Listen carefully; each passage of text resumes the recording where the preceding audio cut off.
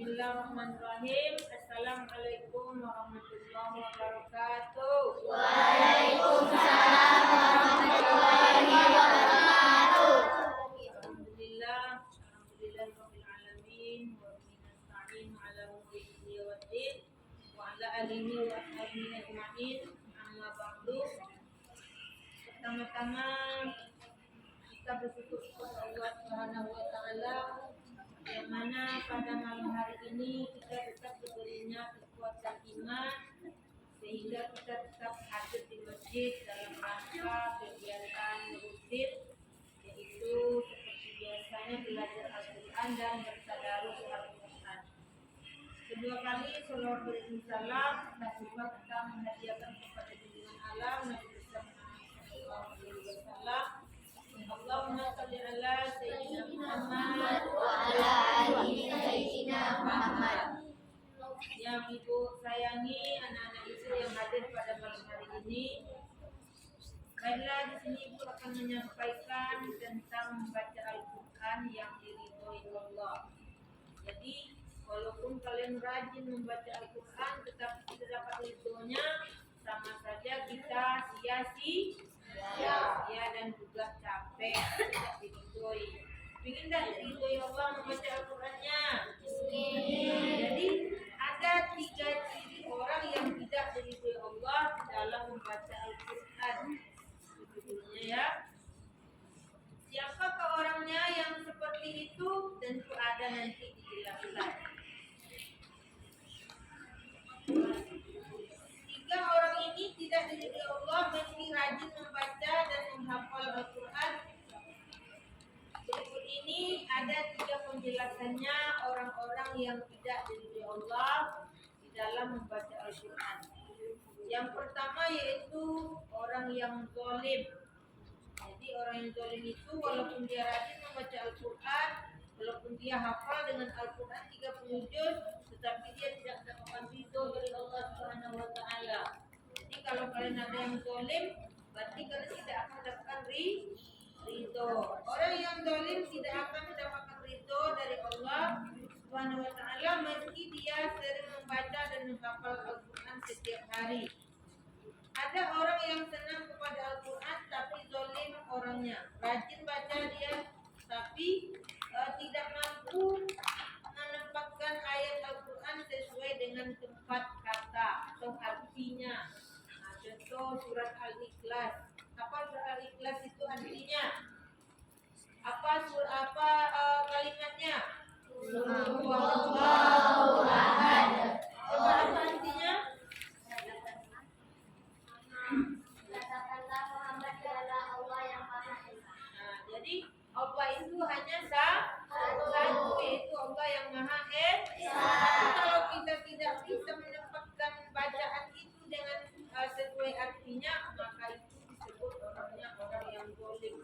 Makanya kalian dalam membaca Al-Quran itu ibu perhatikan, jangan ada yang salah kata-kata yang sudah ada di dalam Al-Quran tersebut. Karena nanti bisa merubah arti, maka tersebutlah orang seperti orang apa? Orang yang zalim. Jadi kalau kita sudah bersalah seperti itu, maka ridhonya tidak diberi oleh Allah. Jadi kalau kita mendapat ridhonya dalam membaca Al-Quran itu, maka kita memperhatikan bacaan-bacaan yang ada di dalam Al-Quran. Walaupun kita pandai kata kita, rupanya salah artinya karena salah pembacaan tempat hurufnya, mungkin baris hurufnya atau dengung tasdidnya, tidak dibaca. Kita mau mendapatkan pahala, mau mendapatkan ridho, tetapi kita benarkan bacaannya. Berarti kita termasuk orang yang zalim. Jadi orang zalim itu dia bagus disalahkannya. Al-Quran itu bagus bacanya, tapi disalahkan bacaannya. Dia tahu tapi dia tak memperhatikannya. Nah, itu dinamakan orang yang zalim. Maka orang tersebut tidak diridhoi oleh Allah walaupun dia membaca Al-Quran setiap hari setiap malam. Yang kedua adalah orang yang berbuat baik hanya untuk dirinya sendiri. Nah, jadi kalau kita baik tapi hanya untuk kita, sama saja kita walaupun membaca Al-Quran setiap hari setiap malam, maka baca Al-Quran kita itu tidak mendapatkan ridho dari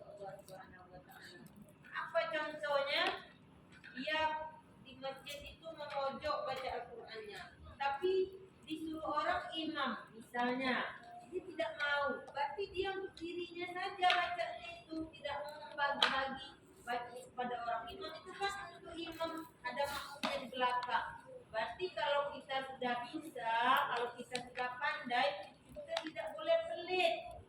Setidaknya kita bisa mengajarkan ke orang lain pengalaman yang kita dapat, atau bacaan kita udah bisa kita mengajarkan dengan sebelah. Kalau dia salah baca Al-Quran, kita tolong dia dibenarkan. Itu namanya orang yang berbuat baik untuk orang lain. Kalau orangnya sudah pandai tapi dia pelit, maka orang itu disebut orang hanya berbuat baik untuk dirinya sendiri. Jadi kalau orang itu di dalam membaca Al-Quran, maka bacaan Al-Qurannya itu tidak diridhoi oleh Allah Subhanahu wa Ta'ala. Udah paham? Nah, jadi kalau kalian tidak pandai baca Al-Quran, jangan kalian saja, kalian bisa berbagi ilmu. Mungkin ada teman yang kurang pandai, diajarkan. Itu namanya orangnya orang baik untuk orang lain, tidak untuk dirinya sendiri. Itu contoh orang yang baik.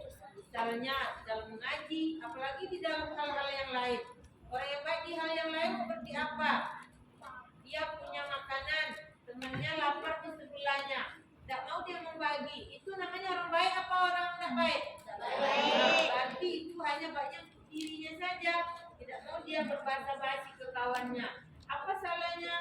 Mau kawannya mungkin makannya sedikit, bermanfaat. Nah, jadi kalau kita mau diridhoi Allah Subhanahu wa Ta'ala bacaan Al-Quran kita, maka kita membacanya dengan baik dan kita tidak untuk diri sendiri ilmu yang kita dapat itu. Nah, itu yang kedua. Selanjutnya yang ketiga. Yang ketiga yaitu orang yang punya perilaku buruk. Nah, mungkin dia ganteng, tapi perilakunya buruk. Membaca Al-Qurannya tak diridhoi Allah. Nah, mungkin dia cantik, jilbabnya dalam, pandai dia bergaya pakaiannya, tapi dia perilakunya buruk. Nah, berarti orang yang seperti itu, kalau dia membaca Al-Quran, maka bacaan Al-Qurannya itu tidak diridhoi oleh Allah. Jadi berbuat baik itu susah sebenarnya ya. Berbuat buruk yang senang nggak berbuat buruk? Senang sekali. Nah, membaca dan menghafalkan Al-Quran merupakan salah satu perbuatan baik, sehingga seharusnya sikap yang dilanjutkan juga baik. Kalau kita seperti ini, kita bisa baca Al-Quran semuanya, tapi perilaku kita buruk, jadi bacaan kita itu tak berguna, jadinya tak diridhoi Allah. Karena orangnya yang membaca Al-Quran itu seharusnya dia lebih baik daripada orang yang tidak membaca Al-Quran, supaya bacaan Al-Qurannya bisa diridhoi Allah Subhanahu wa Ta'ala. Jadi jangan bangga kalau kalian itu sudah hafal 30 juz. Jangan bangga kalau kalian itu sudah lancar baca Al-Qurannya, tetapi perilaku kalian buruk, sama saja Allah tidak meridhoi bacaan kalian. Jadi kalian harus menerapkan. Kalau kalian sudah memang jadi orang pandai mengaji, sebagaimana mestinya perilakunya. Buruk apa baik? Baik, tetapi nampaknya tidak seperti itu. Dia udah pandai mengaji, tapi dia sering juga berbuat buruk. Nah, itu tidak boleh. Kalau kita mau diridhoi Allah, bacaan Al-Quran kita, maka kita berperilakulah baik, jangan berperilaku yang buruk. Nah, jadi itu saja penyampaian ibu, karena ibu menengok kalian dalam membaca Al-Quran lebih banyak main daripada memperhatikan. Nah, jadi kalau mendapatkan ridho, mohon diperhatikan bacaannya, karena kalau bacaan kita itu salah, maka artinya juga akan salah, maka ridhonya tidak kita dapatkan. Jadi capek-capek kita bertadarus setiap malam sampai jam-jam 10, jam 11, tetapi main-main bacanya disalah-salahkan, itu namanya tidak mendapatkan ridho dari Allah Subhanahu wa Ta'ala. Jadi itu saja penyampaiannya pada malam hari ini. Mudah-mudahan bermanfaat, bisa kalian mengubah perilakunya. Kalau buruk menjadi baik, maka kalau kalian zalim selama ini membaca Al-Qurannya, bisa kalian Wa akhiri wa billahi taufiq wal hidayah. Assalamualaikum warahmatullahi wabarakatuh.